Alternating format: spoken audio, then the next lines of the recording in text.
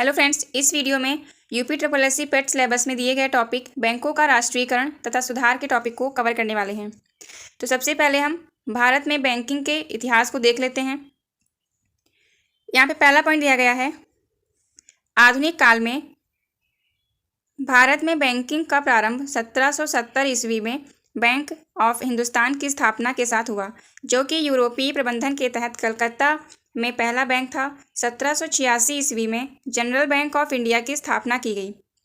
तो सबसे पहले भारत में बैंक जो ओपन किया गया था वो 1770 ईस्वी में किया गया था, उसका नाम था बैंक ऑफ हिंदुस्तान। और जो दूसरा था वह 1786 ईस्वी में जनरल बैंक ऑफ इंडिया, इसे ओपन किया गया था और पहला बैंक कलकत्ता में खोला गया था। नेक्स्ट पॉइंट है, भारत में सबसे पहला प्रेसिडेंसी बैंक 1806 ईस्वी में बैंक ऑफ बंगाल स्थापित हुआ। इसके बाद 1840 ईस्वी में बैंक ऑफ बॉम्बे और 1843 ईस्वी में बैंक ऑफ मद्रास अस्तित्व में आए। आगे चलकर वर्ष 1921 में इन्हीं तीनों प्रेसिडेंसी बैंकों को मिलाकर इंपीरियल बैंक ऑफ इंडिया का गठन किया गया, जो 1 जनवरी 1955 को राष्ट्रीयकृत होकर भारतीय स्टेट बैंक के रूप में सामने आया था। तो जो SBI है, अगर क्वेश्चन आता है कि भारतीय स्टेट बैंक का राष्ट्रीयकरण कब किया गया था, तो इसकी डेट है 1 जनवरी 1955। नेक्स्ट पॉइंट, 1863 ईस्वी में बैंक ऑफ अपर इंडिया तथा 1865 ईस्वी में इलाहाबाद बैंक की स्थापना हुई। ये भारत के सबसे पहले ज्वाइंट स्टॉक बैंक थे। 1881 ईस्वी में प्रथम भारतीय joint stock bank Awadh commercial bank की स्थापना की गई थी। ये इंपॉर्टेंट है, याद रखिएगा। नेक्स्ट है, यह समिति दायित्व वाला पहला भारतीय बोर्ड द्वारा प्रबंधित बैंक था। इसी क्रम में 1894 ईस्वी में प्रथम पूर्ण रूप से भारतीय प्रबंधन वाले बैंक पंजाब नेशनल बैंक की स्थापना की गई थी। भारतीयों के पूर्ण स्वामित्व और प्रबंधन वाला पहला भारतीय वाणिज्य bank central bank of India था और इसकी स्थापना 1911 ईस्वी में हुई थी। नेक्स्ट पॉइंट है, बैंकों का राष्ट्रीयकरण। तो अभी तक आज़ादी के बाद बैंकों का 3 बार राष्ट्रीयकरण किया जा चुका है। तो सबसे पहला कब किया गया था? भारतीय बैंकिंग इतिहास में एक बड़ी घटना 19 जुलाई 1969 को घटी, जब 14 बैंकों जिनकी जमा राशि 50 करोड़ रुपया या उससे भी अधिक थी का राष्ट्रीयकरण कर दिया गया। तो सबसे पहले राष्ट्रीयकरण 14 बैंकों का किया गया था 19 जुलाई 1969 को। इसी क्रम में 15 अप्रैल 1980 को 6 और वाणिज्यिक बैंकों का राष्ट्रीयकरण किया गया। हाल ही में विजया बैंक एवं देना बैंक के बैंक ऑफ बड़ौदा में विलय के पश्चात भारतीय स्टेट बैंक के अतिरिक्त राष्ट्रीयकृत बैंकों की संख्या 17 हो गई है। केंद्रीय वित्त मंत्री निर्मला सीतारमण ने 30 अगस्त 2019 को 10 बैंकों का समामेलन 4 बैंकों के रूप में किए जाने की वृहद योजना की घोषणा की। इसके क्रियान्वयन होने के बाद देश में भारतीय स्टेट बैंक के अतिरिक्त राष्ट्रीयकृत बैंकों की कुल संख्या घटकर 11 रह गई। तो अभी तक 3 बार बैंकों का राष्ट्रीयकरण किया गया। सबसे पहले 14 बैंकों का राष्ट्रीयकरण 1969 में किया गया, उसके बाद 6 बैंकों का राष्ट्रीयकरण 1980 में और तीसरी बार 4 बैंकों का राष्ट्रीयकरण किया गया, ये किया गया था 2019 में। इन सबको मर्ज करने के बाद प्रेजेंट में राष्ट्रीय बैंकों की कुल संख्या महज 11 रह गई है। इसके तहत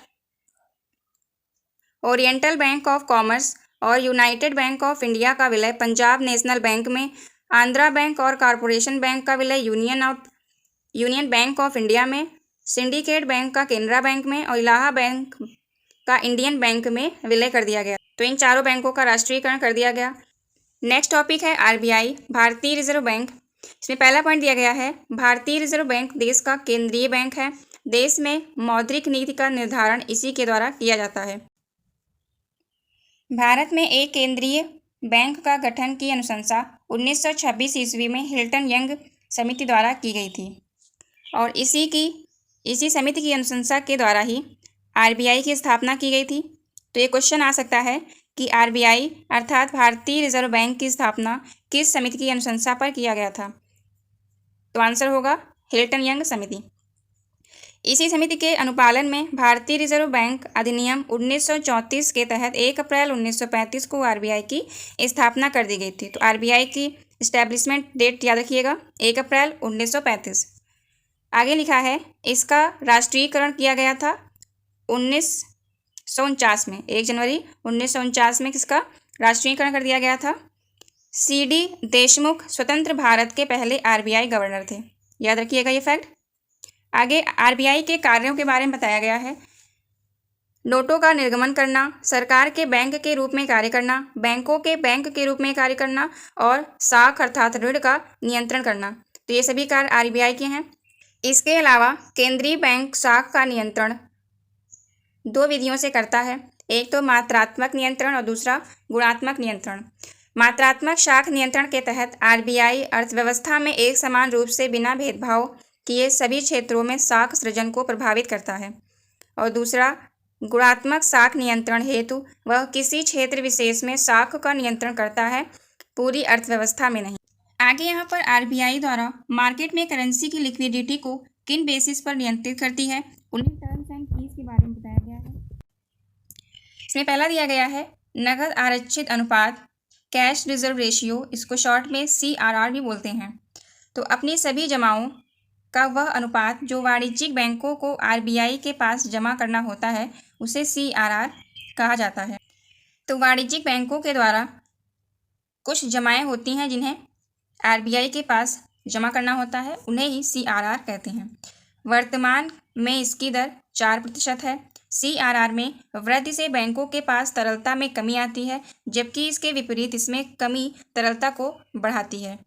नेक्स्ट है सांविधिक तरलता अनुपात यानी स्टैच्यूटरी लिक्विडिटी रेशियो, इसको शॉर्ट में SLR भी कहते हैं। बैंकों की समग्र जमाओं का वह अनुपात जो उन्हें सरकारी प्रतिभूतियों, स्वर्ण, नकदी जैसे चल एवं सुरक्षित संपत्तियों के रूप में रखना होता है, उसे ही SLR कहते हैं। वर्तमान में इसकी दर प्रतिशतता के आधार पर देखी जाए तो 18.25% थी। नेक्स्ट पॉइंट दिया है यह भी तरलता से ऋणात्मक रूप से संबंधित होता है। आगे यहाँ पे साख नियंत्रण के उपकरण दिए गए हैं कि आरबीआई जो साख होती है उनको कैसे नियंत्रित करता है। जिसमें पहला है रेपो दर। तो रेपो दर क्या होता है? यह वह दर होती है जिस पर आरबीआई वाणिज्यिक बैंकों को अल्पकालीन ऋण उपलब्ध कराता है। यह अनुसूचित बैंकों के साख सृजन क्षमता को प्रभावित करता है। इसके अलावा रेपो की कम दर के कारण बैंक अधिक मात्रा में साख सृजन कर सकते हैं, क्योंकि उन्हें आरबीआई ने सस्ती दर पर ऋण की प्राप्ति होती है। नेक्स्ट है रिवर्स रेपो दर। तो रिवर्स रेपो रेट क्या होता है? वह दर जिस पर आरबीआई वाणिज्यिक बैंकों की आरबीआई में जमाओं पर ब्याज देता है उसे रिवर्स रेपो दर कहा जाता है। तो जो रेपो रेट होता है वह ऋण की प्राप्ति से रिलेटेड है, जबकि रिवर्स रेपो रेट वह ब्याज से रिलेटेड है। नेक्स्ट है बैंक दर। तो वह दर जिस पर आरबीआई वाणिज्यिक बैंकों को दीर्घकालीन ऋण देता है उसे बैंक दर कहते हैं। तो दीर्घकालीन अगर ऋण की बात होगी तो वहाँ पे बैंक रेट यानी बैंक दर आएगा, लेकिन अगर अल्पकालीन ऋण की बात की जाएगी तो वहाँ पे रेपो रेट आएगा।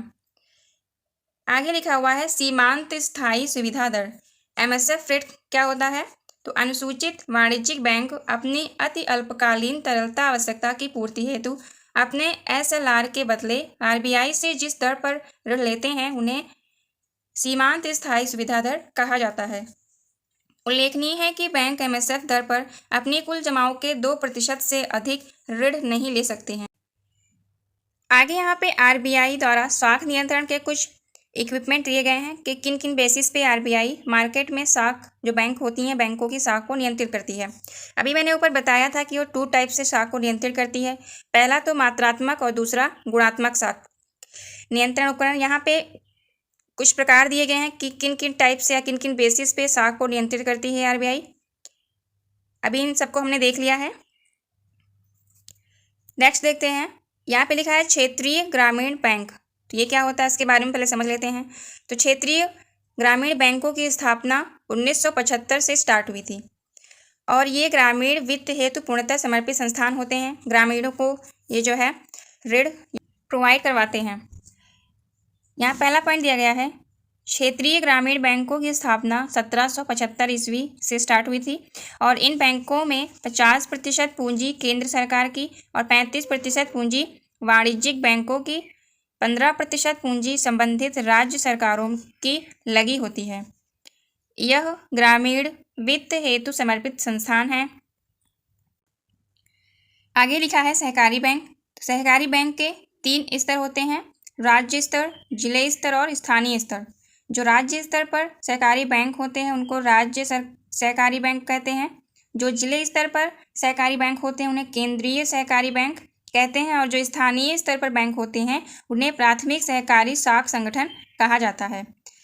नेक्स्ट पॉइंट दिया है, राज्य सहकारी बैंक उपभोक्ताओं से सीधे जुड़े नहीं होते बल्कि यह शेष दोनों स्तरों के बैंकों का विनियमन करते हैं तथा इनका पुनर्वित्त पोषण करते हैं।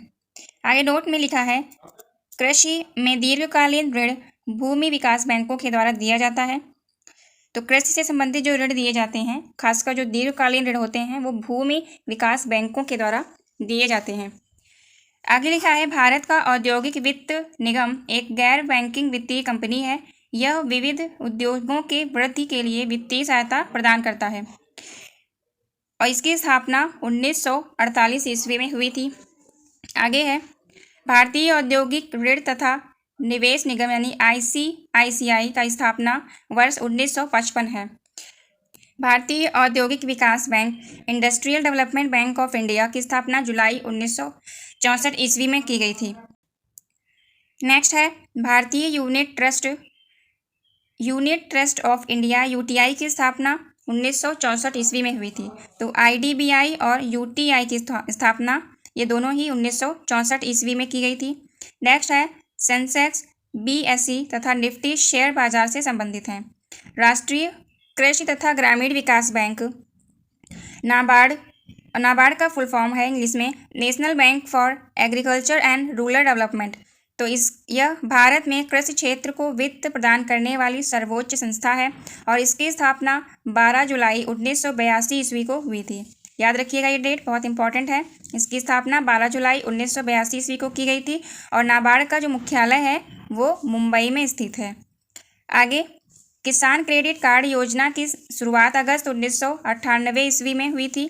नाबार्ड किसान क्रेडिट कार्ड प्रबंधन की इकाई है। भारतीय लघु उद्योग विकास निगम सिडबी की स्थापना 2 अप्रैल 1990 को की गई थी। तो सिडबी की स्थापना 1990 में की गई थी और इसका मुख्यालय लखनऊ में स्थित है। देश में सर्वप्रथम 2 अक्टूबर 1975 को 5 क्षेत्रीय ग्रामीण बैंक स्थापित किए गए। वर्ष 1957 में भारत में एक मुद्रा की दशमलव प्रणाली प्रचलन में आई। National stock exchange of India की स्थापना वर्ष 1992 में की गई थी। निक्की टोक्यो स्टॉक एक्सचेंज का स्टॉक प्राइस इंडेक्स है। BSE भारत का सबसे पुराना स्टॉक एक्सचेंज है जिसकी स्थापना 1875 ईस्वी में की गई थी। तो भारत का सबसे पुराना स्टॉक एक्सचेंज कौन सा है? BSE और इसका स्थापना वर्ष 1875 है। BSE का फुल फॉर्म अगर देखा जाए तो क्या है? Bombay stock exchange. तो BSE के संवेदी सूचकांक को संक्षिप्त रूप में सेंसेक्स कहा जाता है। बम्बई शेयर बाजार दलाल स्ट्रीट बम्बई में स्थित है। भारत में मुद्रास्फीति के प्राक्कलन की सबसे प्रचलित माप थोक मूल्य सूचकांक है। याद रखिएगा। AW फिलिप्स ने स्फीति की दर तथा बेरोजगारी की दर के बीच एक विलोम संबंध पाया। स्टेट बैंक ऑफ इंडिया को छोड़कर भारत में सार्वजनिक क्षेत्र के 11 बैंक हैं। सार्वजनिक क्षेत्र के बैंकों को state bank of India SBI सबसे बड़ा व्यापारिक बैंक है। वर्तमान में इसके चेयरमैन रजनीश कुमार हैं। भारतीय स्टेट बैंक भारत का पहला बैंक है जिसने चीन में अपनी प्रथम शाखा खोली है। भारत का निजी क्षेत्र का तीसरा सबसे बड़ा बैंक एक्सिस बैंक ने शंघाई चीन में सर्वप्रथम अपनी शाखा स्थापित की। याद रखिएगा।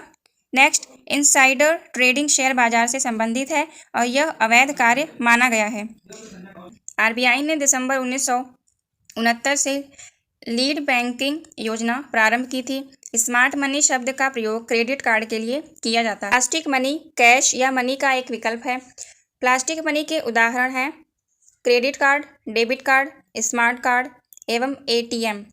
प्लास्टिक मनी का सर्वप्रथम प्रयोगकर्ता देश ऑस्ट्रेलिया है। मुद्रा निर्गमन आरबीआई के प्रमुख कार्यों में से एक है। प्रधान उधारी दर वह ब्याज दर होती है जिस पर बैंक अपने सर्वप्रिय ग्राहक को ऋण देता है।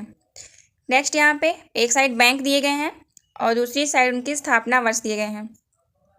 तो भारतीय स्टेट बैंक की स्थापना 1955 में हुई थी। क्षेत्रीय ग्रामीण बैंक की स्थापना 1975 में, नाबार्ड की स्थापना 1982 में और सिडबी की स्थापना 1990 में हुई थी।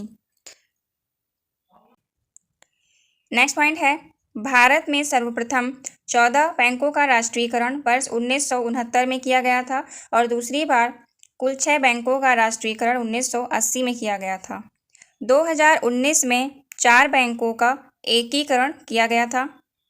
नेक्स्ट पॉइंट है, मुद्रास्फीति ऋणी वर्ग का लाभ तथा बांड धारकों को हानि पहुंचाती है। भारत में सिक्के ढालने का एकमात्र अधिकार भारत सरकार को है, जबकि नोटों की छपाई का अधिकार वो आरबीआई को दिया गया है और जो सिक्के हैं छापने का काम कौन करता है, वो भारत सरकार करती है। इसके बाद है, काली मुद्रा से तात्पर्य ऐसी मुद्रा से है जिस पर आयकर नहीं दिया गया होता है। नेक्स्ट यहाँ पे देश और उनकी मुद्राओं के नाम दिए गए हैं कि किस देश में कौन सी मुद्रा चलती है। फ्रेंड्स, नीचे डिस्क्रिप्शन बॉक्स में कंट्रीज़ और उसके करेंसी की एक अलग वीडियो का लिंक दिया गया है, जो कि जनरल अवेयरनेस के अलग टॉपिक के रूप में शामिल किया गया है। तो उसे आप लोग देख लीजिए, उससे एक क्वेश्चन बनने की संभावना पूरी है। तो यहाँ पे बांग्लादेश की करेंसी टका है, नेपाल की रुपया, इराक की इराकी दिनार, इटली की लीरा और प्रेजेंट में यूरो है। थाईलैंड की करेंसी थाई वहत है, वियतनाम की वियतनामी डोंग, ईरान की रियाल, चीन की युआन, जापान की करेंसी येन है। उसके बाद भारत की करेंसी रुपया है, तुर्की की करेंसी टर्किश लीरा, मलेशिया की रिंगगिट, दक्षिण कोरियन वॉन है। भारतीय रिजर्व बैंक की स्थापना 1935 में हुई थी। फ्रेंड्स, इसके बाद नेक्स्ट वीडियो में वर्ष 1991 में आर्थिक सुधार तथा उसके बाद की अर्थव्यवस्था के टॉपिक को कवर करेंगे। ये वीडियो आपके लिए हेल्पफुल रही हो तो चैनल को सब्सक्राइब करिएगा। Thank you for watching. जय हिंद।